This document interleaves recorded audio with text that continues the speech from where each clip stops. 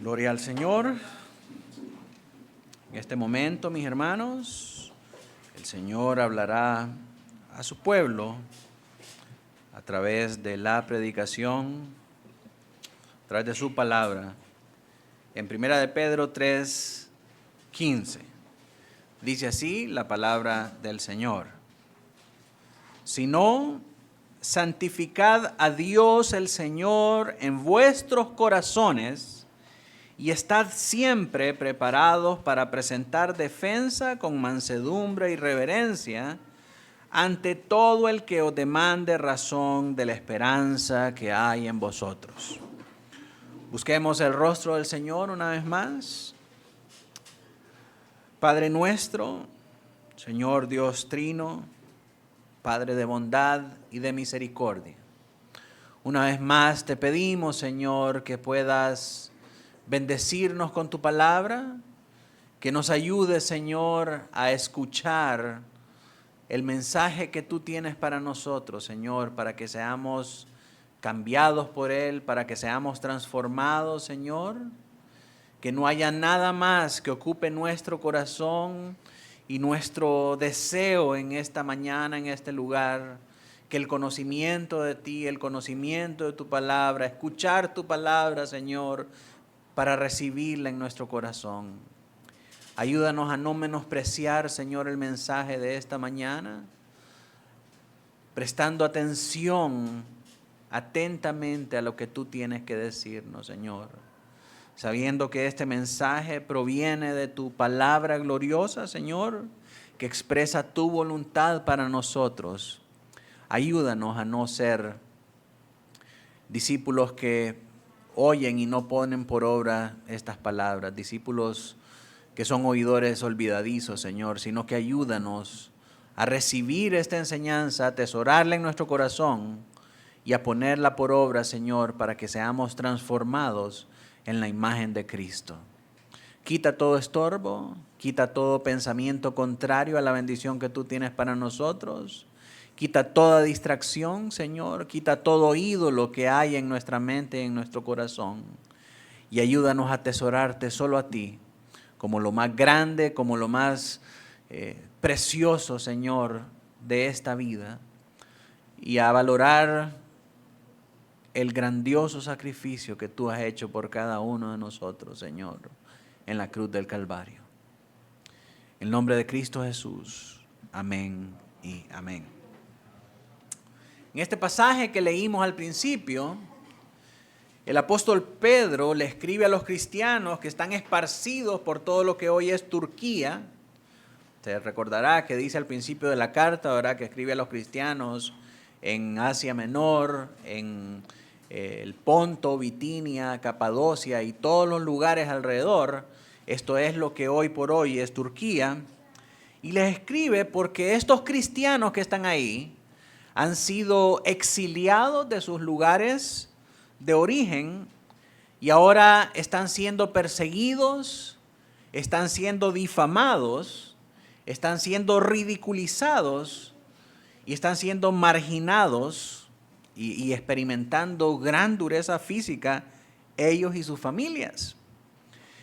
Y las palabras de ánimo que Pedro le da a estos cristianos que están en el exilio o en la diáspora son que no teman a los que les pueden hacerle mal.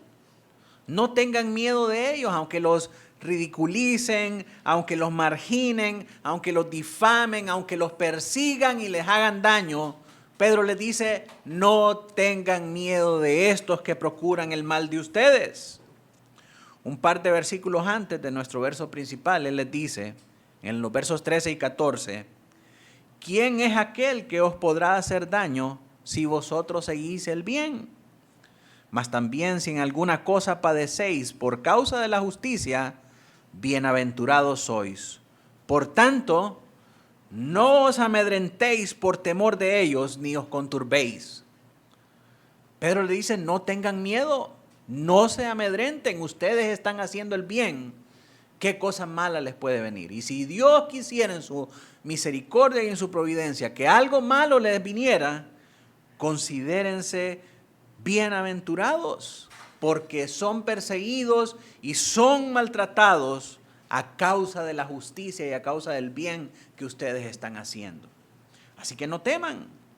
Y en lugar de temer, Él los exhorta y le dice lo que tienen que hacer. En vez de tener miedo, Pedro les dice en el verso 15, sino santificad a Dios el Señor en vuestros corazones y estad siempre preparados para presentar defensa con mansedumbre y reverencia ante todo el que os demande razón de la esperanza que hay en vosotros. Les dice, no tengan miedo y por el contrario, santifiquen a Cristo en su corazón y estén listos para presentar defensa de la esperanza que hay en ustedes con mansedumbre y reverencia. Porque claro, el contexto de esta predicación era que quienes estaban llevando a cabo la persecución eran los romanos. Y lo que ellos querían era que los cristianos negaran su fe y dijeran, no creemos que Cristo sea Dios, porque el conocimiento y la enseñanza de que Cristo Jesús era Dios contradecía el adoctrinamiento del Imperio Romano, que decía que César era Dios. Entonces, al venir los cristianos y decir, solo Cristo es Dios, César no es Dios y no es un hombre, eso ponía en entredicho la legitimidad de lo que el Imperio Romano afirmaba ser. Entonces la persecución venía a causa de hacerles negar esa verdad.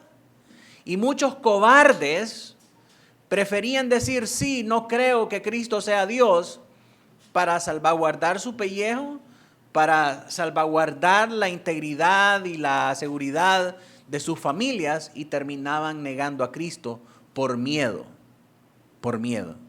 Entonces Pedro les dice, no tengan miedo, no se aflijan, si lo que ustedes están predicando es la verdad y lo que ustedes están persiguiendo como cristianos es el bien. En lugar de tenerles miedo, lo que ustedes tienen que hacer es esto: santifiquen a Cristo en su corazón y estén siempre preparados para presentar defensa con mansedumbre y reverencia de todo el que demanda razón de la esperanza que hay en ustedes. Las palabras y estar siempre preparados para presentar defensa de esa esperanza con mansedumbre y reverencia. Eso es importante que usted lo subraye. Más adelante vamos a explicar por qué. Pero las palabras del apóstol sugieren entonces que testificar nuestra fe es la manera en que nosotros vamos a poder vencer el miedo de nuestros opositores. ¿Cómo vamos a vencer el miedo de nuestros opositores? Testificando valientemente acerca de nuestra fe, con mansedumbre y con reverencia. Ahora, hemos venido estudiando la serie Ama tu Iglesia. Y anteriormente hablamos de la honra a los pastores como una expresión de ese amor hacia Cristo y hacia la iglesia. Y ahora pasamos a este tema de testificar de nuestra fe. ¿Qué tiene que ver una cosa con la otra? Probablemente usted se pregunta, ¿qué tiene que ver el tema de testificar de nuestra fe con toda la serie de Ama a tu Iglesia? ¿Qué tiene que ver esto con amar a la iglesia? Y la respuesta es que tiene que ver todo con amar a la iglesia.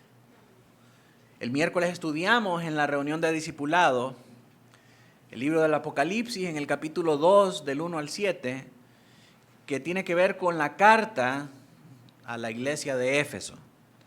Y el impactante mensaje de Dios para esta iglesia, vamos a leerlo nuevamente en Apocalipsis 2 del 1 al 5. Mire lo que le dice Dios a la iglesia de Éfeso. Escribe el ángel de la iglesia en Éfeso, el que tiene las 7 estrellas en su diestra, el que anda en medio de los 7 candeleros de oro, dice esto: yo conozco tus obras y tu arduo trabajo y paciencia, y que no puedes soportar a los malos, y has probado, oiga bien, has probado a los que se dicen ser apóstoles y no lo son, y los has hallado mentirosos. Y has sufrido y has tenido paciencia y has trabajado arduamente por amor de mi nombre y no has desmayado. Pero tengo contra ti que has dejado tu primer amor. Recuerda, por tanto, de dónde has caído y arrepiéntete y haz las primeras obras, pues si no, vendré pronto a ti y quitaré tu candelero de su lugar si no te hubieras arrepentido. La iglesia de Éfeso, dijimos, era una iglesia doctrinalmente robusta. Era una iglesia que en teología y en doctrina nadie le ganaba. Era una iglesia campeona en conocimiento bíblico. No se podía esperar nada menos de esta iglesia porque fue pastoreada por Pablo, por Timoteo y por Juan. Solo el apóstol Pablo invirtió 3 años de su ministerio enseñando a sus miembros, enseñando a sus oficiales las palabras de la sana doctrina. No se podía esperar que esta iglesia fuera nada menos que eso. Doctrinalmente es una iglesia que está bien parada, que conoce su doctrina, que conoce su teología. En su despedida a la iglesia, cuando ya Pablo termina esos 3 años que destinó para enseñar a esa iglesia y ya se va para Jerusalén, las últimas palabras a los ancianos de esa iglesia fueron que resistieran a los falsos maestros, de los cuales en la ciudad de Éfeso habían muchos, y en especial en esta iglesia. Está infestada de falsos maestros. Pablo le dice a los ancianos, resistan a esos falsos maestros. Así que vemos a esta iglesia en Apocalipsis haciendo eso. Llegaban unos diciéndose ser apóstol y esta iglesia con su conocimiento, con su convicción y con su doctrina podía pesarlos y podía hallarlos como mentirosos. O sea, una iglesia doctrinalmente fuerte. Leemos las últimas palabras de Pablo a los ancianos en Hechos 20 del 19 al 32. Dice, porque yo sé que después de mi partida entrarán en medio de vosotros lobos rapaces que no perdonarán al rebaño. Y de vosotros mismos, oiga lo que le dice a los ancianos, de vosotros mismos se levantarán hombres que hablen cosas perversas para arrastrar tras sí a los discípulos. Por tanto, velad, estén vigilantes, acordándonos que por 3 años, de noche y de día, no he cesado de amonestar con lágrimas a cada uno de ustedes. Y ahora, hermanos, os encomiendo a Dios y a la palabra de su gracia, que tiene poder para sobreedificaros y daros herencia con todos los santificados. Pablo les dice a estos hombres, yo estuve con ustedes 3 años, día y noche, y con lágrimas en mis ojos no cesé de amonestarlos y de enseñarles todo el consejo de la palabra de Dios. Acuérdense de eso, Efesios, porque después de que yo me vaya, se van a levantar lobos rapaces que aún están en medio de ustedes para devorar al rebaño y no van a perdonar a ninguna oveja. Van a querer contaminarlas a todas. Tiene sentido entonces que Pablo mande a Timoteo más adelante a levantar ancianos a esas iglesias, a esa iglesia de Éfeso, porque las cosas se habían desviado de lo que Pablo había establecido. Entonces Timoteo va con la comisión de levantar ancianos, de levantar hombres bíblicos. Entonces cuando usted lee la carta de Timoteo, acuérdese de esto, lo que Pablo le encomienda a los ancianos y lo que debían de vigilar ahora que Pablo se iba. Y entonces cada vez que leemos las instrucciones que Pablo le da, se las da a los ancianos, se las da a los diáconos, se las da a los hombres, se las da a las mujeres, se las da a los jóvenes, se las da a toda la iglesia para corregir la falsa enseñanza que estaba mezclándose entre la iglesia, que estaba infiltrándose dentro de la iglesia. Así que algunos años después, esta misma iglesia de Éfeso sigue resistiendo a los falsos maestros. ¿Aprendieron bien? Aprendieron la lección, aprendieron lo que Pablo les dijo que tenían que hacer. Hicieron lo que tenían que hacer y lo siguen haciendo hasta este momento en Apocalipsis. Tan bien lo hacen que Dios los elogia por eso.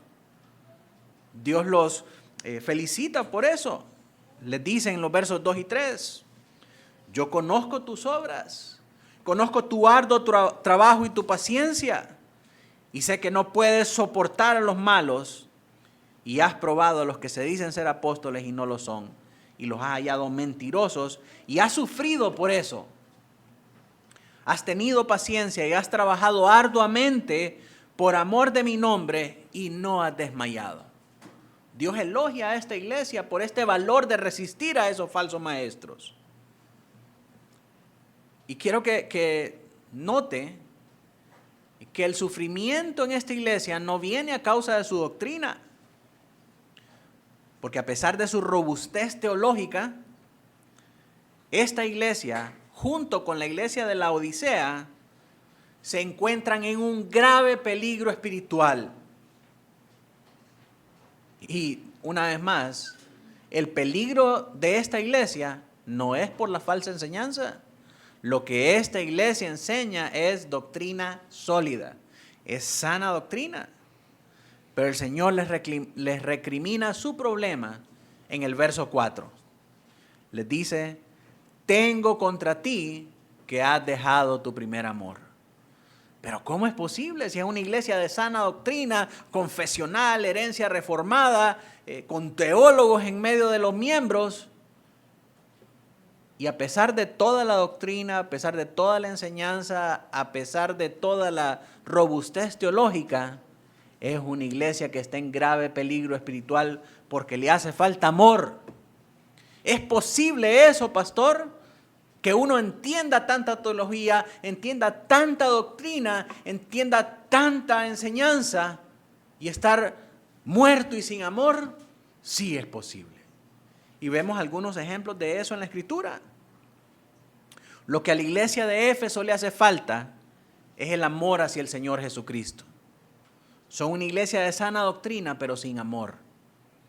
En el Nuevo Testamento hay otro grupo religioso igual que ellos. Y esos son los fariseos, cargados de buenas enseñanzas, cargados de sana doctrina, pero sin amor. Y el Señor mismo aprueba de sus enseñanzas, pero no de sus obras. En Mateo 23, del 1 al 3, dice, entonces habló Jesús a la gente y a sus discípulos diciendo, en la cátedra de Moisés, oiga bien, en la cátedra de Moisés. Moisés es el profeta más laureado del pueblo de Israel. Ellos tienen a Moisés y ese es el gran pecado de ellos y la gran soberbia y el gran orgullo de ellos, que tienen a Moisés por encima del Señor Jesucristo. Y claro, no hay un hombre después del Señor Jesucristo como Moisés, que vio cara a cara a Dios, que Dios lo llamaba su amigo, a quien Dios le reveló su ley moral. O sea, Moisés es definitivamente un hombre admirable, pero igual con fallas y debilidades, que al final por esas mismas fallas y debilidades no logró entrar en la tierra prometida. El Señor lo castiga por eso, pero aún así ninguno de nosotros en nuestro mejor día se acerca ni siquiera de llegarle los talones a Moisés. El Señor Jesucristo sabe esto, que Moisés es un hombre impresionante, es un hombre del que debemos aprender mucho. Imagínense cuánto venimos estudiando en el plan de lectura, que ahora estamos en Deuteronomio y estamos nuevamente aprendiendo todo lo que Moisés le enseñó al pueblo. Instrucciones impresionantes y valiosísimas. El Shema Israel, la oración más sagrada del pueblo judío, proviene de la enseñanza de Moisés. Entonces el Señor Jesucristo resalta esto y dice, en la cátedra de Moisés, sobre las instrucciones, sobre la enseñanza de Moisés, se sientan los escribas y los fariseos. Ellos no enseñan error. Ellos no enseñan de Pitágoras, de Aristóteles y de otros sabios y filósofos. Ellos enseñan de Moisés, el amigo de Dios, el hombre al que Dios le reveló sus leyes. Y dice que en esa cátedra se sientan los escribas y los fariseos. Así que todo lo que os digan, mire lo que dice el Señor, todo lo que os digan, que guardéis, guardadlo y hacedlo, mas no hagáis conforme a sus obras, porque dicen y no hacen.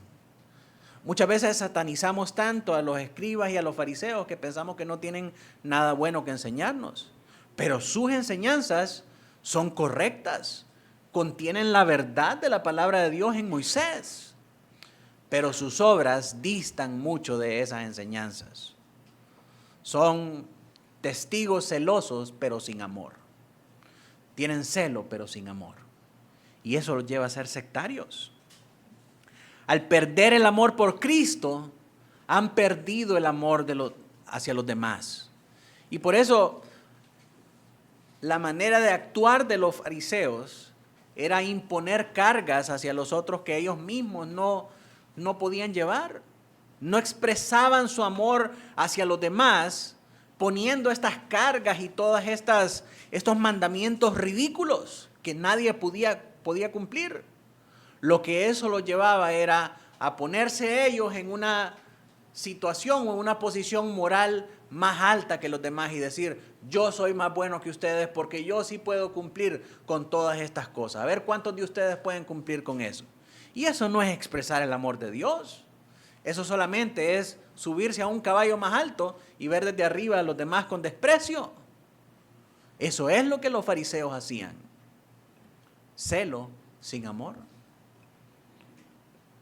Así que al perder el amor por Cristo, perdemos el amor por los demás. Y hermanos, eso nos revela su ley. Eso leímos ayer en nuestro plan de lectura. Que amando a Dios es como amamos a nuestro prójimo. El verdadero amor hacia los demás proviene del amor hacia Dios y hacia el Señor Jesucristo. Entonces, al perder el amor por Cristo, perdemos el amor por los demás, tanto de nuestros propios hermanos como los de afuera. Y eso es precisamente lo que tiene a la iglesia de Éfeso en este estado de gravedad espiritual. Pero juntamente con el diagnóstico a la iglesia de Éfeso, Dios les da la medicina. Porque Dios no solamente señala nuestro pecado, señala lo que estamos haciendo mal, sino que nos señala también cuál es el remedio. El Señor le dice en el verso 5 a la iglesia de Éfeso, recuerda por tanto de dónde has caído y arrepiéntete y haz las primeras obras. Note que no le dice, vuelve a tu primer amor. Le dice, haz las primeras obras. Haz aquello que hacías al principio antes de volverte orgullosa y soberbia y perder el amor hacia Cristo y hacia los demás. La iglesia tenía que recordar esas cosas, pero no con melancolía y nostalgia del tiempo pasado. Ay, es que antes cuando solo éramos poquitos nos reuníamos en la casa del pastor y con una coca litro nos llenábamos todos.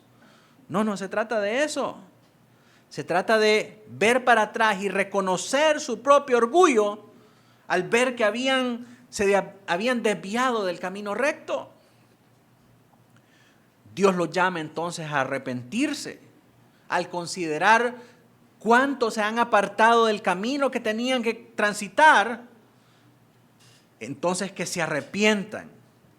Pero este arrepentimiento al que Dios los llama, no es a que emitan un comunicado público en las redes sociales para decir lo siento, para pedir disculpas públicas. No, sino que vuelvan a hacer, que dejen de hacer lo que están haciendo y que vuelvan a hacer lo que habían dejado de hacer.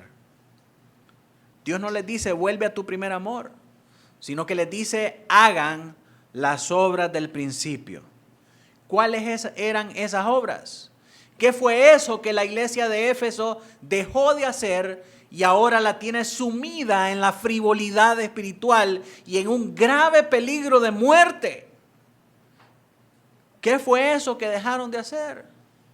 Leemos en Hechos 19:10, cuando Pablo estaba con ellos, al principio de sus días. Dice, así continuó por espacio de 2 años, de manera que todos los que habitaban en Asia, judíos y griegos, oyeron la palabra del Señor. Esta era la iglesia de Efesios al principio. Una iglesia que predicaba por toda Asia y muchos llegaron a escuchar el mensaje de la predicación a causa del ministerio de la iglesia de Éfeso. Era una iglesia que ardía por el evangelio, que ardía por comunicar y transmitir la verdad de Cristo a los que estaban adentro de la iglesia y a los que estaban afuera. Y muchos vinieron a la fe en esa región de Asia a causa de la predicación ferviente de la iglesia de Éfeso. Esas eran las obras del principio de esta iglesia. La iglesia de Éfeso era poderosa en la predicación del evangelio y a causa de ello todos los que habitaban en Asia, tanto judíos como griegos, oyeron la palabra del Señor. Dios los manda entonces a que vuelvan a estas obras del principio. ¿Por qué dejaron hacerlo? ¿Por qué dejaron de hacerlo? Porque se volvieron orgullosos, vanagloriosos de que eran una iglesia de sana doctrina, de que eran una iglesia confesional, de que eran una iglesia reformada. Dios les dice, vuelvan a la predicación valerosa del evangelio. Y como resultado de esta predicación valerosa, entonces van a recuperar el amor que han perdido.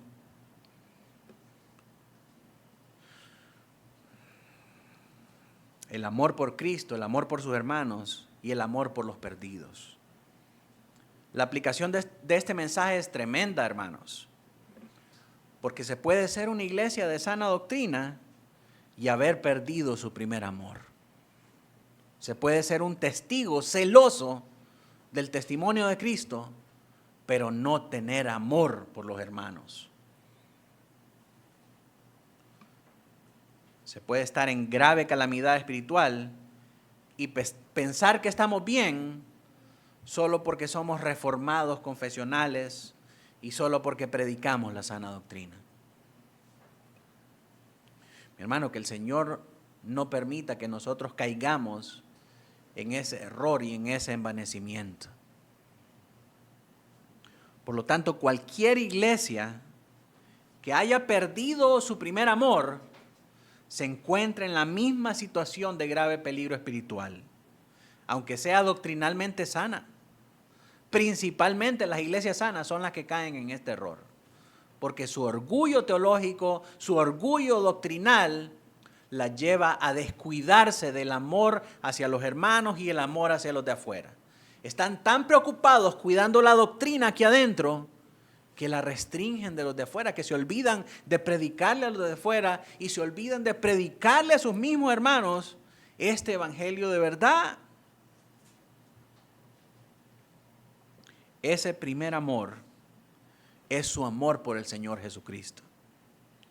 ¿Cómo evidencia una iglesia así esta frivolidad? En que ha dejado de testificar de Cristo. ¿Cómo sabemos si una iglesia ya cayó en eso? Ha dejado de testificar a Cristo. No le habla a los de afuera del Señor Jesucristo. No enseña el evangelio aquí en la iglesia. No llama a los hermanos que visitan, a los hermanos que son visitas regulares, al conocimiento de Cristo, al compromiso con la verdad del evangelio. Solo le interesa saber la teología del pacto, que lo que dice la confesión y todo lo demás. Pero se olvida del amor de Cristo por medio del evangelio. Así que de esa manera una iglesia evidencia su frivolidad, no testifica a Cristo. Si esa iglesia realmente amara a Cristo, estaría testificando a otros acerca de Él. Eso es lo que evidencia que alguien ama a Cristo verdaderamente. Y siempre le pongo ese ejemplo de Andrés, el hermano de Pedro.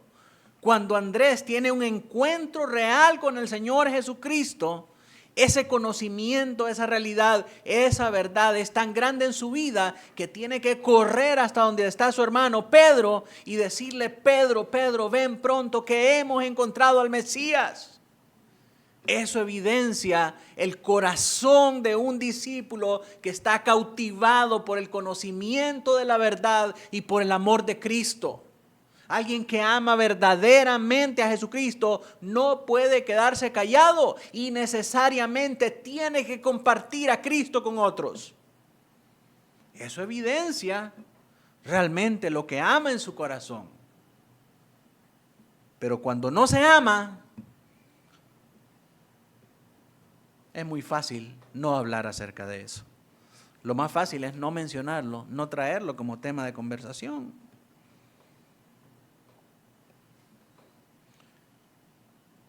Hablar de lo que uno ama es el resultado natural de amar algo.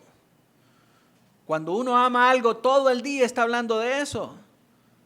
No puede pasar ni un segundo sin que hable de aquello que es el objeto de su amor. Las personas que son veganas, a todo mundo quieren decirle que tienen que comer saludable y que por qué los vegetales son mejores que la carne y todo lo que ha descubierto en la dieta y cuánto ha bajado y cuánto lo hace.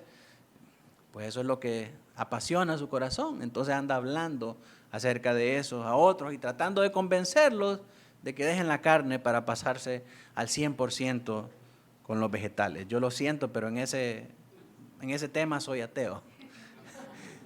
Soy ateo de los veganos, ¿verdad? No estoy listo para comprometerme con ese tipo de mensaje. Pero miramos esas cosas en la vida práctica. Cuando una joven soltera se compromete para casarse, inmediatamente su conversación y sus palabras cambian. Lo que ocupa toda la atención y todo el centro de sus conversaciones es la boda, el anillo, su cambio de estado en Facebook, lo maravilloso que es el futuro esposo, dónde van a vivir, dónde se van a casar, a dónde se van a ir de luna de miel. Y no puede dejar de hablar de todas estas cosas. A cada persona con la que se topa se asegura de dejarle saber que está comprometida. No es que me acabo de comprometer. ¿Y va a querer su café con azúcar? No, porque estoy comprometida. ¿Verdad? Todo el mundo le habla acerca de esas cosas porque eso ocupa eso es el objeto de afecto en su corazón. Eso ocupa el afecto de su corazón. No puede dejar de hablarle a nadie acerca de ese evento tan trascendente, tan importante para ella. Y mis hermanos, ese es el resultado natural de amar algo. Cuando ama algo, a todo mundo quiere hablarle acerca de esas cosas. Pero cuando no se ama, si es posible, hasta se esconden el anillo, ¿verdad? Se lo quitan y se lo guardan por ahí. Cuando no hay amor, por si llega un mejor partido, dice alguien. Pero esa es la diferencia entre cuando hay amor y cuando no lo hay. Entonces, lo que le quiero decir con estos ejemplos es que hay una conexión estrecha entre amar a Cristo, amar a nuestros hermanos, amar a los de afuera y testificar acerca de estas cosas. Ya vemos que la iglesia de Éfeso perdió su amor porque no amaba a Cristo, no amaba a los hermanos, no amaba a los de afuera. Y eso se evidenciaba en haber dejado la predicación, en haber dejado de testificar acerca de Cristo. Así que cuando nosotros testificamos, evidenciamos, hermanos, nuestro amor por Cristo, nuestro amor por la iglesia y nuestro amor por los perdidos. Testificar entonces, la relación que hay con la serie Ama a tu iglesia, es que testificar entonces es una manera concreta en la que nosotros demostramos nuestro amor por la iglesia. Si amas a Cristo, si amas la iglesia, entonces testificarás tu fe a otros. Como miembros de la iglesia, cada uno de nosotros, mis hermanos, tenemos que abordar a las personas con las que interactuamos en el curso cotidiano de la vida. En los mercados, en los lugares de trabajo, en nuestros vecindarios, en nuestras familias y aún en nuestros lugares de recreación. La evangelización no está reservada únicamente para los pastores o para los evangelistas viajeros. Es una responsabilidad de todo el pueblo de Dios, todo aquel que se identifica como cristiano, como seguidor de Cristo y miembro de una iglesia local, tiene la responsabilidad ineludible de testificar. No solamente el pastor, no solamente los evangelistas viajeros que andan por ahí tumbeando de ciudad en ciudad. No, es una responsabilidad de todos los cristianos, miembros del cuerpo de Cristo. Testificar es la manera en la que nosotros mostramos nuestro amor por Cristo, nuestro amor por los demás y nuestro amor por los que se pierden, por los que están afuera y que no conocen todavía de Dios. Si usted ama a Cristo, si Cristo es el objeto de amor en su corazón, testificar de Cristo va a ser algo natural para usted. Va a ser algo que se va a desbordar de su corazón y va a salir por su boca. Ay, no, pastor, pero es que yo de verdad que no siento ni ganas de hacer eso, me da pena, no. Puede ser porque no sabe cómo hacerlo, o puede ser también porque no ha nacido de nuevo. En la Escritura vemos que todo aquel que conoció a Cristo de una manera personal va y habla acerca de Cristo a otros porque quiere que otros conozcan acerca de Jesucristo. Y a veces, mis hermanos, son más apasionados acerca de esas cosas los que promueven esos esquemas de pirámides, esas estafas de pirámides, que los cristianos. Porque ahí están insistentemente llamándolo, invitándolo a reuniones para que venga y para que escuche lo que tiene que decirle y que no se pierda esa gran oportunidad de negocio. Y es una estafa. Y los cristianos no queremos hacerlo. ¿Por qué? Porque quizás no amamos a Cristo con la misma intensidad con la que estos hombres engañados aman el dinero y aman esas estafas. Así que la evangelización es algo que todos como cristianos, si amamos a Cristo, si Cristo está en nuestro corazón y es el objeto de nuestro afecto, es algo que todos los cristianos tenemos que hacer. Algunos creyentes han tomado cursos completos y han leído de pasta a pasta libros que hablan acerca de cómo evangelizar, libros que hablan acerca de la evangelización. Se han memorizado presentaciones y scripts enteros y muchas cosas más. Pero aún con todo esto, todavía no se atreven a abordar a los no creyentes para hablarles acerca del evangelio. Esto se debe a que la evangelización tiene que ver más que cualquier otra cosa con nuestros corazones y no tanto con nuestros métodos. En otras palabras, el cómo hacerlo es importante, pero el querer hacerlo es a menudo el problema más obvio. Esta negligencia puede infiltrarse en nuestros corazones por diversas razones. Entre ellas, la falta de éxito en el pasado. Ah, no, es que mira, ahí compartí el mensaje, el pastor fue a predicar allá a San Marcos de Ocotepeque, nadie llegó a la reunión. Entonces, ¿para qué nos vamos a estar matando? Los inconvenientes que a menudo implica predicar el evangelio. No, es que yo ya conozco a mi familia, todos son católicos y si yo llego con eso me van a crucificar, me van a tirar piedras. O el hecho de que corremos el riesgo de ser burlados o rechazados. Mire, pastor, yo le prediqué el evangelio a mis compañeras de trabajo y ahora me dicen la aleluya, la cristianoide y todo lo demás que usted no se imagina. Sí, y eso hace al final que alguien diga, no, mejor calladito, ¿verdad? Machete, estate en tu vaina. Y eso nos lleva a adoptar esa negligencia de no querer transmitir este mensaje.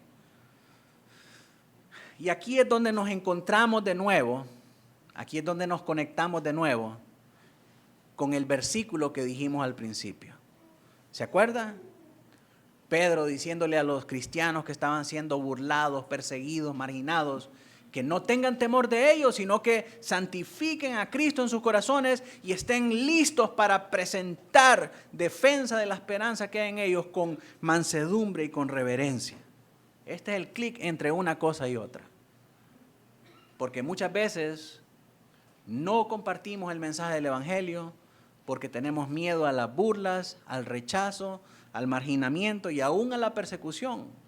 Cuando los jefes saben que aquel es cristiano, mándemele memo, llénemelo de memo hasta que lo saquemos. Sí, hay persecución a causa de eso. Entonces, en cierto sentido, nos encontramos nosotros en las mismas circunstancias en las que se encontraban aquellos cristianos que estaban sufriendo el exilio por ser cristianos. Por lo tanto, las instrucciones que Pedro le da a estos cristianos que están siendo perseguidos, burlados, ridiculizados y marginados son muy pertinentes para nosotros ahora también. Porque lo que fue cierto para ellos en aquel tiempo es cierto para nosotros ahora. La respuesta de Pedro para ellos es la misma respuesta para nosotros ahora cuando nos sentimos burlados, ridiculizados, maltratados, perseguidos por los opositores del Evangelio. ¿Qué le dijo Pedro a aquellos cristianos? Lo mismo que nos dice a nosotros y que tenemos que aplicar nosotros a nuestra vida hoy. Verso 14, segunda parte. No os amedrentéis por temor de ellos. Ellos, para aquellos cristianos, era el Imperio Romano y todos sus simpatizantes que los estaban persiguiendo. Ellos, para nosotros, son todas aquellas personas que nos persiguen, que nos ridiculizan, que se burlan y que atentan contra nosotros por predicar el Evangelio. Entonces Pedro nos dice, no se amedrenten por temor de ellos, ni se conturben. Verso 15, sino ustedes también, cristianos de la Iglesia Bautista Reformada, Estandarte de Verdad, ustedes también santifiquen a Dios, el Señor, en sus corazones y estén siempre preparados para presentar defensa con mansedumbre y reverencia ante todo el que os demande razón de la esperanza que hay en vosotros. Y note el enfoque de la vida interior del cristiano. Cuando santificamos a Cristo en nuestros corazones, entonces nuestros intereses de conversación cambian. Cuando atesoramos profundamente al Señor Jesucristo en nuestro corazón y lo valoramos más que todas las cosas, entonces nosotros vamos a poder compartir libremente la esperanza que hay adentro de nosotros. Entonces, pastor, ¿cómo podemos testificar a todas estas personas en nuestro contexto? ¿Cómo cultivamos un corazón que está dispuesto para compartir la esperanza de Cristo? De la misma manera que los cristianos en el exilio lo hicieron.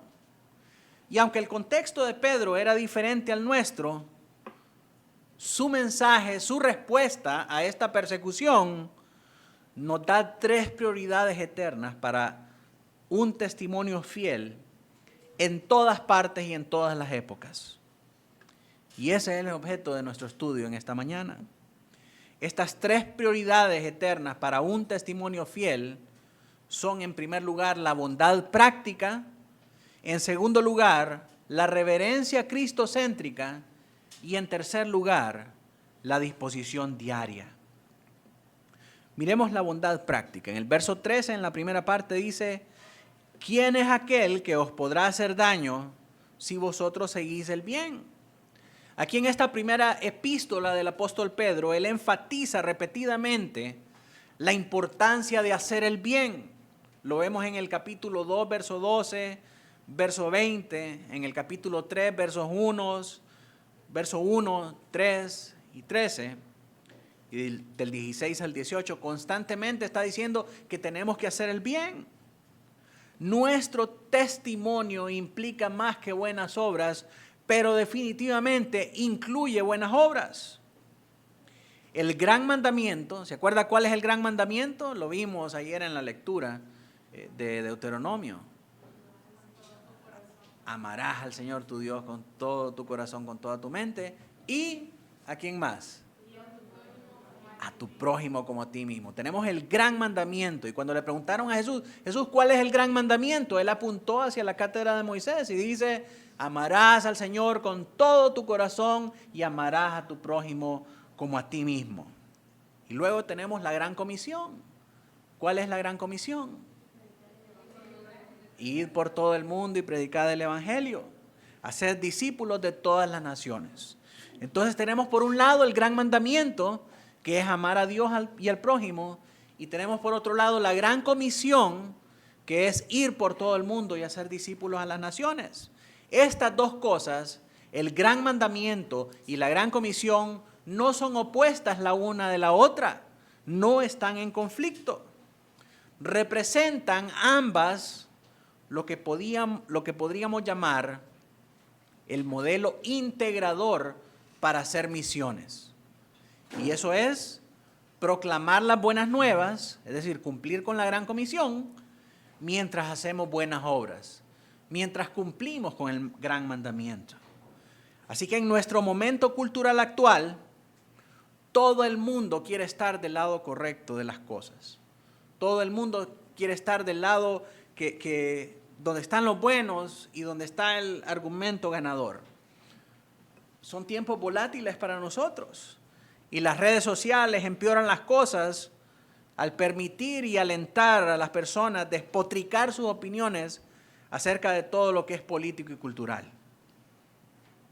Pero lo que Pedro está enfatizando acá no es tanto la agitación o la argumentación política. Cuando él dice, estén listos para presentar defensa, él no le está diciendo, vaya y métase a los foros de Facebook o de internet y empiece a pelear ahí con todos los que están ahí metidos. Explíqueles la razón de la esperanza que hay en usted. Presente defensa de esa esperanza con mansedumbre y referencia. No le está diciendo eso, es lo que muchas personas en nuestra época hacen. Estarse peleando y estar argumentando y estar diciendo quién tiene la razón. No es eso lo que Pedro está sugiriendo. No nos está llamando a una agitación ni a una argumentación política ni cultural, sino más bien, él nos está incitando a que podamos vivir una vida hermosa que demuestre el fruto del evangelio en esa vida. No digo que no debamos tener opiniones políticas o discutir asuntos culturales, sino que en nuestra cultura actual tenemos que notar, hermanos, que el énfasis de Pedro está en vivir una vida de buenas obras ante un mundo que está vigilante, particularmente de los cristianos. Y esto puede resultar bastante convincente. Mi hermano, si nuestra percepción de lo que significa defender esa esperanza es meterse a un grupo de discusión, a un foro de discusión, para estar diciendo quién tiene la razón, nos van a despedazar con argumentos. Eso ocupa mucha preparación, mucho estudio, mucho conocimiento y mucha habilidad para poder rebatir. Sin embargo, todos los argumentos de los principales opositores del cristianismo se caen o no se pueden sostener cuando miramos sus estilos de vida, cuando miramos su manera de vivir. Y nosotros podemos escuchar a miles de apologetas que tiran duro al cristianismo, que tiran duro a los valores tradicionales cristianos, pero lo que nos va a convencer a nosotros si están en lo correcto o están en lo equivocado es cómo viven sus vidas. Ahí tiene usted a las feministas, ahí tiene usted a los que promueven las agendas LGBT y andan diciendo toda clase de tonterías y una sanda de ridiculeces en contra de Dios, del evangelio y de los cristianos, pero vaya a ver la vida de desorden que ellos viven.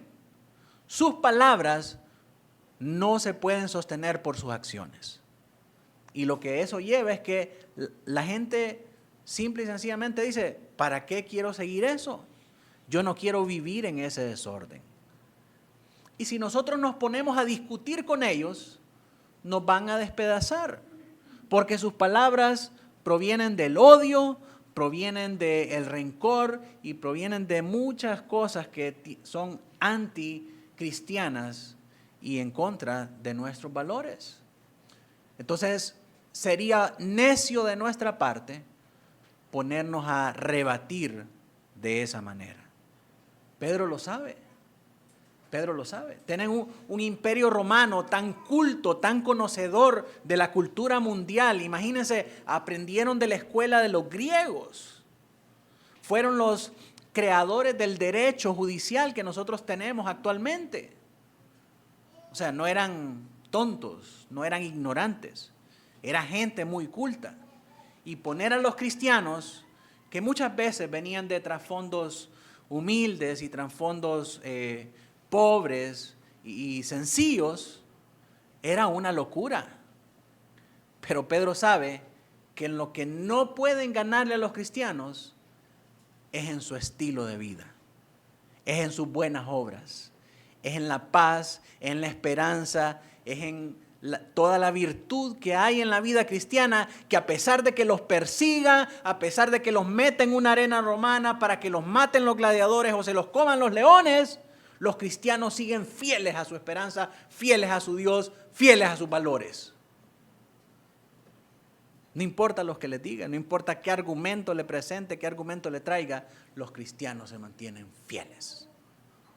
Así que en estos momentos en los que vivimos en plataformas interconectadas, donde, como dirían las abuelas, el que tiene más galillo traga más pinol, es necio y ridículo querer venir y argumentar para ganar todos estos pleitos y todas estas discusiones. La manera en cómo debemos nosotros defender esa esperanza es a través de las buenas obras. Para ser testigo fiel entre los que están en nuestros círculos de influencia, debemos vivir en la búsqueda ardiente de una vida virtuosa. Y eso no es fácil, porque conlleva la posibilidad de que algunos incrédulos rechacen, ridiculicen y se opongan a nuestro mensaje. Y de esto habla Pedro aquí en los versos 13 y 14. Pero en última instancia, Dios está con nosotros. Dios está complacido con esta conducta y muchas personas pueden sentirse atraídos a hacer preguntas sobre la esperanza que hay dentro de nosotros. ¿Qué es lo que hace a estos cristianos seguir fieles a su Dios? Se los está llevando el río, le están pasando mal, están de lo peor, pero ahí siguen, mire, fieles en la iglesia todos los domingos, todos los miércoles, los domingos en la tarde, ahí están orando a Dios. ¿Qué es lo que los hace seguir fieles a esa esperanza? Yo quiero saber. Ese es el cuestionamiento que surge en la mente de los incrédulos. Porque para ellos algo tan sencillo como quedarse sin trabajo, quedarse sin carro, es el acabose de toda su vida. Todo se les vino abajo porque perdió el maratón y ahora van a ir a buscar un palo a donde guindarse, a donde ahorcarse. Sí, porque los mundanos dependen de esas cosas para su felicidad. Pero los cristianos no, porque tenemos una esperanza que es incorruptible, imperecedera e inmarcesible, y es Cristo Jesús. Entonces eso hace que los de afuera se pregunten, ¿qué tienen estos que no pueda tener yo? ¿Cómo es que pueden estar tan seguros y firmes aún en medio de la peor adversidad? Esa esperanza es la que gana todos esos argumentos contra cultura cristiana. Muchos cristianos han sido capacitados para responder algunas de las preguntas básicas que la gente podría hacer acerca de nuestra fe. Y eso es maravilloso, pero todavía no saben cómo propiciar la conversación. ¿Cómo llegamos al punto en el que nosotros le podemos contar de esa esperanza que hay en nosotros? El modelo que Pedro sugiere, es bendice a los demás, hace el bien a la gente, vive una vida atractiva bajo el señorío de Cristo que pueda provocar estas preguntas. Oíme, ¿y vos qué haces para estar tan tranquilo? ¿No te da miedo que el próximo año cambiamos de gobierno y que nos despidan a todos y quedemos en la calle? ¿No te da miedo que la situación económica pueda poner en quiebra nuestro negocio? ¿No te da miedo que no hay dólares en el mercado? ¿No te da miedo que el socialismo está promoviendo todas esas cosas? No. ¿Por qué? Porque Dios está sentado en su trono. Entonces, cuando ellos comienzan a hacer estas preguntas, nosotros estamos listos y estamos preparados para dar razón de la esperanza que hay en nosotros con templanza y mansedumbre. ¿Se da cuenta? Nuestras acciones, nuestro bien, el bien que hacemos a las personas, provocan estas preguntas. El fruto del Espíritu manifestado en nuestras acciones prácticas en la vida puede tener un tremendo impacto en un mundo que está vigilante constantemente de nosotros. Es impresionante cómo una persona alegre, gentil, amorosa y pacífica realmente se destaca hoy en día. Porque todo el mundo anda amargado, hostil, quiere pelear y quiere imponerle su propio criterio. Así que dediquemos nuestra vida a mostrar la bondad de Jesús en actos prácticos de servicio a nuestro prójimo. En segundo lugar, la reverencia cristocéntrica. Dice, santificad a Dios el Señor en nuestros corazones. El miedo, hermanos, nos va a paralizar y nos va a impedir ser testigos fieles. El miedo puede impedirnos servir a los demás. Puede impedirnos dar un libro a alguien, invitar a alguien a una comida y profundizar en el Evangelio. Por eso Pedro le dice a los cristianos que están siendo perseguidos, no teman, no os amedrentéis por temor de ellos, ni os perturbéis. El miedo a los demás nos esclaviza, nos atrapa y limita nuestros pensamientos y acciones. El escritor de Proverbios dice en Proverbios 29-25, el temor del hombre pondrá lazo, mas el que confía en Jehová será exaltado. ¿Cómo vencemos el miedo? Pedro dice, reverenciando a Jesús más que cualquier otra cosa, más que las personas, más que las circunstancias y más que las cosas. Santifica a Cristo en tu corazón. Cuando Cristo es santificado en tu corazón, tú amas a Cristo más que cualquier cosa que esté pasando a tu alrededor. Entonces esta es una invitación, hermanos, a contemplar en total admiración la majestad, el poder y la belleza de Jesús. Pedro expresa esta verdad en uno de mis pasajes favoritos de esta carta. En 1 de Pedro 2:6, él dice, para vosotros pues, los que creéis, ¿usted cree en el Señor Jesucristo?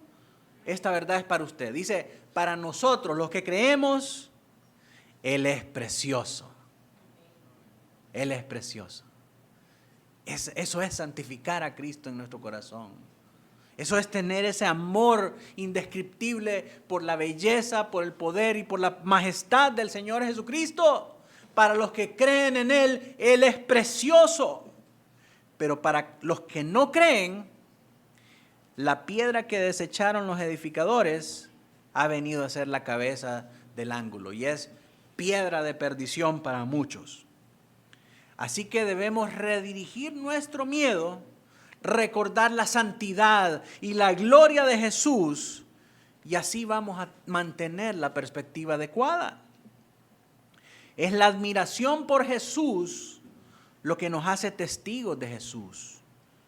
Vivir con la intencionalidad del Evangelio significa que no vivimos con un espíritu de temor, sino más bien con una humilde confianza en la presencia del Señor y una humilde reverencia ante la santidad del Señor. Y es con esa pasión en nuestros corazones que nosotros vamos a testificar a nuestros amigos, a nuestros familiares no creyentes con el Evangelio. ¿Qué es lo que te hace estar tan calmado en medio de las pruebas? Que mi Señor es precioso. Es bello más que cualquier otra cosa.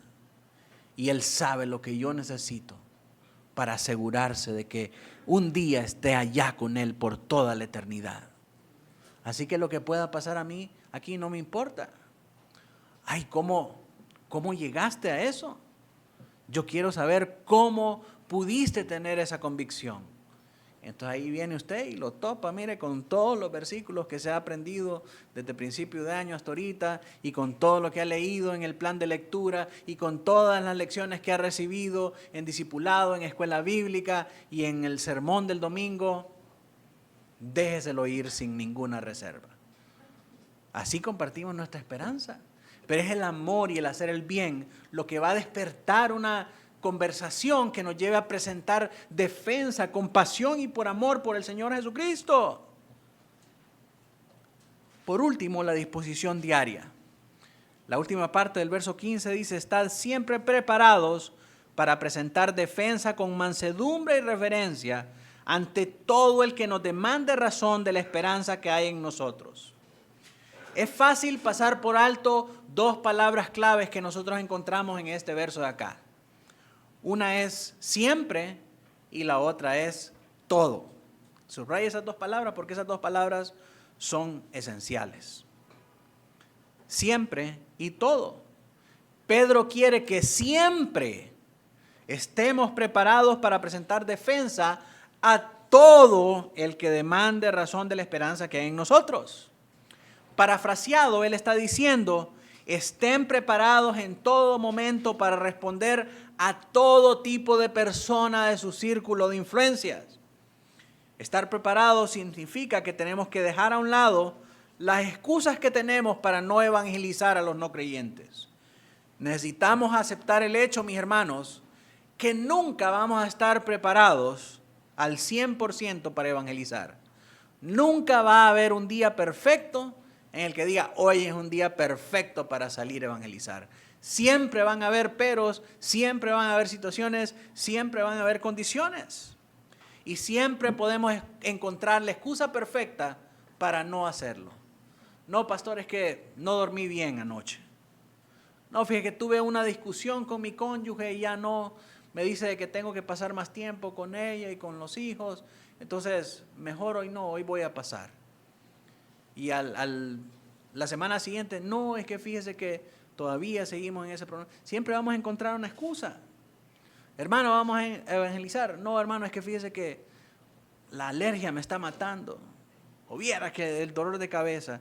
Siempre vamos a encontrar una excusa. No hay un día perfecto para evangelización. Todos los días la evangelización nos dice a la carga: vamos, hagámoslo. Porque nuestro amor por Cristo demanda que testifiquemos a los demás. Si amamos a Cristo, vamos a testificar. Si amamos a la iglesia, vamos a testificar. Si amamos a los de afuera, vamos a testificar. Si no testificamos, estamos como la iglesia de Éfeso, en grave peligro espiritual. La esperanza que hay en nosotros es el tema de nuestra conversación.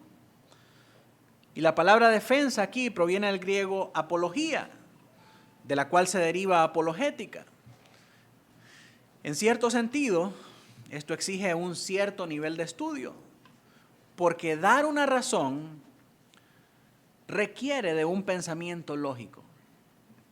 Pero Pedro no tiene en mente una apologética formal o académica. Eso no existía en aquel entonces. Ninguno de los discípulos fue doctor en divinidades. No cursaron los más excelentes seminarios teológicos.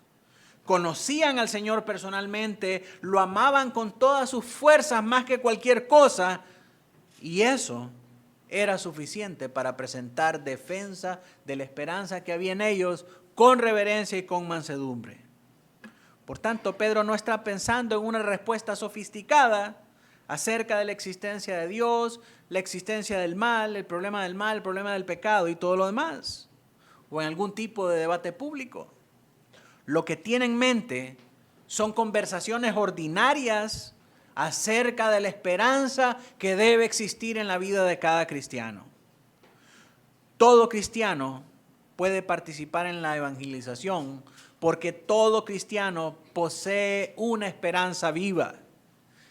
Pedro no dice defendamos la fe, aunque deberíamos defenderla, sino que defendamos nuestra esperanza. La esperanza en el Nuevo Testamento no es una ilusión. La esperanza cristiana es una confianza firme en la gloria venidera, en la gloria futura. Esta esperanza da energía hoy a nuestras vidas, especialmente cuando pasamos por los diferentes sufrimientos. Esta esperanza brilla en un mundo que carece de ella.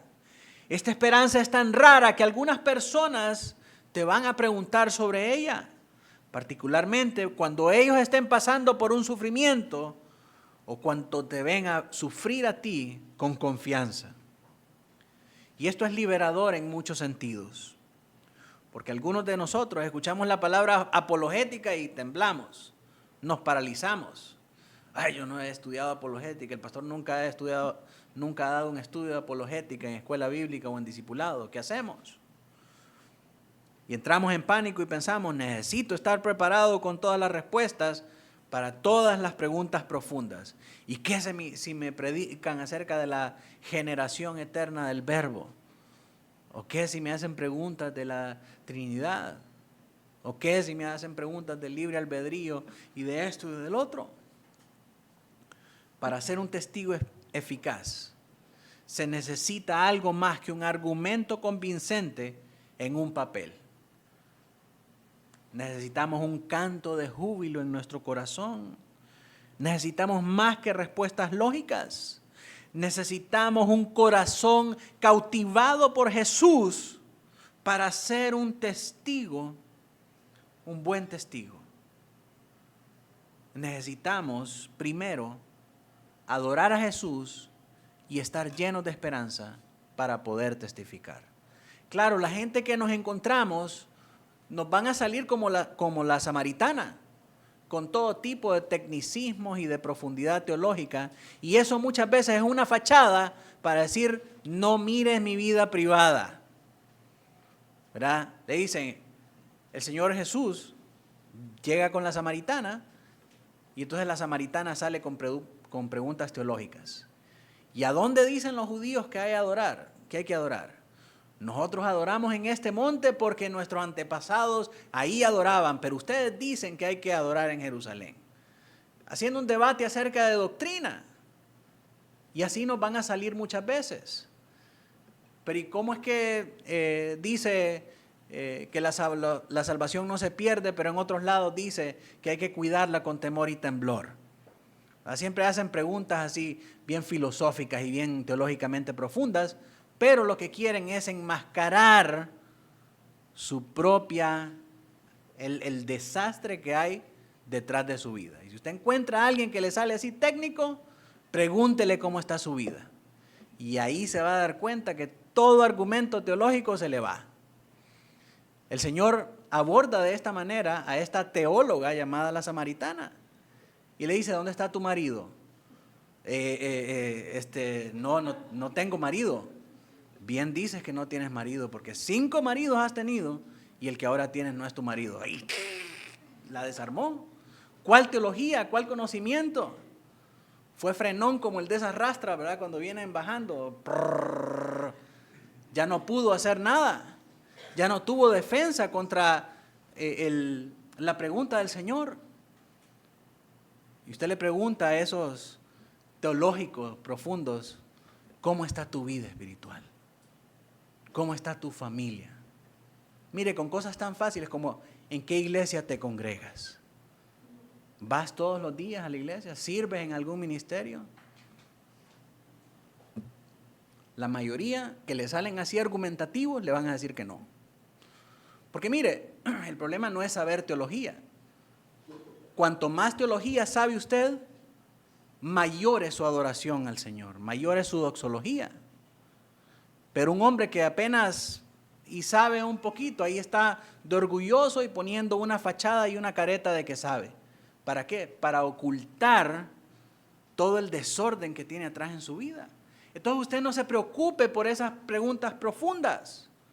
Usted llene su corazón del amor por el Señor Jesucristo, por la alabanza y por la adoración del Señor Jesucristo.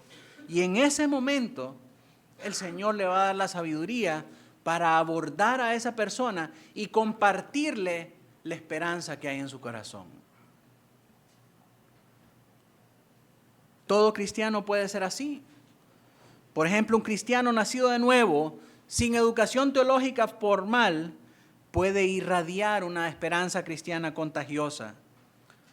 La evangelización no es para los cristianos élites de fuerzas especiales, no es para los tesones que tiene el pastor ahí en la academia ministerial solamente, sino para todos los que abundan en la esperanza del evangelio. Usted tiene esta esperanza viva y verdadera, incorruptible, imperecedera, inmarcesible. Usted tiene que testificar, usted puede testificar. Para usted Cristo es precioso, Cristo le da paz en medio de las dificultades y en medio de las tribulaciones, usted puede testificar. No necesita estar en la academia ministerial para testificar, no necesita estar en el seminario reformado latinoamericano, necesita una esperanza viva en su corazón. Es posible que los incrédulos no comprendan nuestra teología. Y tal vez si usted empieza a hablar ya con tecnicismos no le va a entender, pero pueden detectar nuestra esperanza. Nuestra esperanza no pasa desapercibida delante de ellos. Pueden ver cuando en nosotros hay amor, hay gozo, hay paz y esas cosas no se pueden falsificar. Nuestra esperanza llama la atención de la gente. Por lo tanto, debemos ser personas que irradien esperanza en su conducta y en su reacción ante los éxitos y los reveses de la vida. Alguien que transmita esa esperanza en sus palabras. Entonces transmitamos esa esperanza mientras reflexionamos regularmente sobre lo que Cristo ha hecho por nosotros y todo lo que Cristo tiene por delante de nosotros. Es sorprendente leer los evangelios que en sus interacciones con la gente, Jesús nunca usó una presentación memorizada. Él conocía a cada persona y se dirigía a ellas individualmente. Cuando otros ven esa esperanza y sienten que no la tienen, sus preguntas se vuelven personales. A menudo nuestra evangelización se sentirá mucho más como una sesión de consejería bíblica que como una predicación pública. Cuando los incrédulos nos hagan preguntas, respondemos con la claridad y con la gracia del evangelio. En virtud de que tanto lo que tenemos que decir es importante, así como también la manera en cómo lo decimos es importante. Al compartir nuestro testimonio de Cristo a los demás, debemos hacerlo a la manera de Cristo. No debemos hablar con altivez y con dureza, sino con mansedumbre y reverencia. Las dos palabras que yo le dije que subrayara al principio. Hablar con mansedumbre y reverencia significa hablar con gentileza y con respeto. No necesita elevar la voz, no necesita gritar, no necesita insultar, no necesita usar malas palabras o expresiones fuertes. Pablo retoma este pensamiento en otro pasaje importante sobre nuestro testimonio diario. En Colosenses 4, del 5 al 6 dice: andad sabiamente para con los de afuera, redimiendo el tiempo. Sea vuestra palabra siempre con gracia sazonada con sal, para que sepáis cómo debéis responder a cada uno.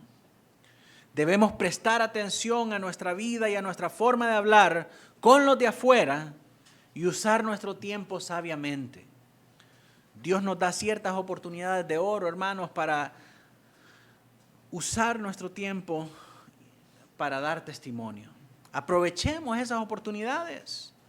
Cuando tengamos esas oportunidades, permitamos que nuestras conversaciones sean amables y atractivas. Esforcémonos por hacer nuestro testimonio interesante, animado y colorido. Evitemos conversaciones aburridas, tediosas y monótonas. Use su personalidad. Algunas partes de nuestra personalidad necesitan ser también santificadas, pero en términos generales debemos compartir las buenas nuevas por la vía de nuestra personalidad. Ese es el conducto, ese es el instrumento por el cual las buenas nuevas son presentadas a las personas. Si usted tiene una personalidad callada, use su tono suave y natural. Si es ingenioso, use su ingenio para presentar el evangelio. Si usted es una persona social y extrovertida, Deje que su entusiasmo brille. Si lo suyo es la hospitalidad, permita que su amabilidad y su servicio derrite el corazón de sus invitados y aproveche esa hospitalidad o aproveche ese momento para presentar el Evangelio. Cada persona es interesante porque cada persona es única. No se convierta en un robot evangelista. Evite que el atractivo de la evangelización sea usted y su estilo, tratando de impresionar a los demás con su conocimiento, con su grandilocuencia y con su aspecto. Pero sea usted mismo. Lo importante es comunicar el mensaje y que las personas lo entiendan. Que el Señor use nuestras vidas, hermanos, para despertar esa curiosidad de los demás a medida que nosotros hacemos el bien. Y que Él nos dé el valor para hacer buenas preguntas mientras compartimos la esperanza del Evangelio de una manera amable y gentil. Y debido a que todas las personas son portadores de la imagen de Dios y son dignas de nuestra atención y cuidado, preparémonos para responder a las preguntas de cada persona con sal. Santifiquemos a Dios en nuestros corazones para que podamos estar siempre preparados para presentar defensa de la esperanza que hay en nosotros, con mansedumbre y reverencia a todo aquel que demande razón de ella, para que haciéndolo podamos recuperar o afirmar nuestro amor por Cristo, nuestro amor por la iglesia y nuestro amor para con los de afuera. Quiere el Señor que así sea hecho. Pongámonos de pie, vamos a orar.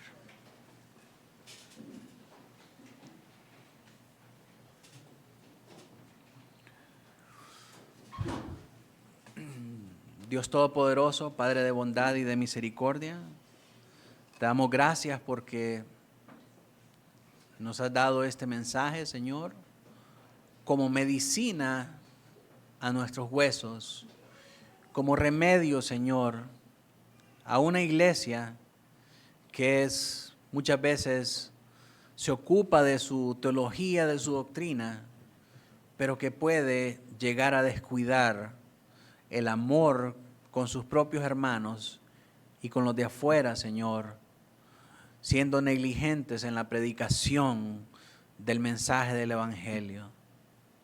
Ayúdanos, por favor, Señor, a no ser como la iglesia de Éfeso. Trae memoria, Señor, nuestras obras del principio. Danos arrepentimiento en nuestro corazón, para que si hemos fallado, Señor, en testificar a otros de tu amor y de tu evangelio, que podamos retomar esta obra, Señor, que podamos arrepentirnos de nuestra negligencia y que podamos volver, Señor, a hacer las obras del principio, para que podamos cumplir, Señor, con el gran mandamiento que tú has dado a tu pueblo y con la gran comisión que has dejado a nosotros como tus discípulos. Señor, para que al retomar estas dos grandes obras, Señor, de bien, de bondad y de misericordia que expresan el corazón tuyo por la iglesia y por los perdidos, Señor, que podamos nosotros también recuperar todo aquello que hemos perdido. Nuestro amor, nuestro fuego, nuestra devoción hacia ti. Ayúdanos, Señor, ahora en estas cosas. Ayúdanos a atesorarte y a santificarte como lo más grande, hermoso y majestuoso, Señor, que hay en nuestra vida. Que podamos santificar a Cristo en nuestros corazones, Señor. De manera que podamos decir como el apóstol Pedro, Él es precioso para nosotros. Señor, que al valorar y atesorar esa esperanza en nosotros, podamos estar preparados en todo momento para presentar defensa con mansedumbre y reverencia a toda persona en nuestros círculos de influencia que demande razón de esa esperanza tan grande, incorruptible, imperecedera, inmarcesible que hay en nosotros. Ahora, ayúdanos ahora, Señor Jesucristo, te lo rogamos para que podamos amarte todos los días más y que los que no te conocen puedan amarte también como nosotros te amamos. En Cristo Jesús oramos. Amén y amén.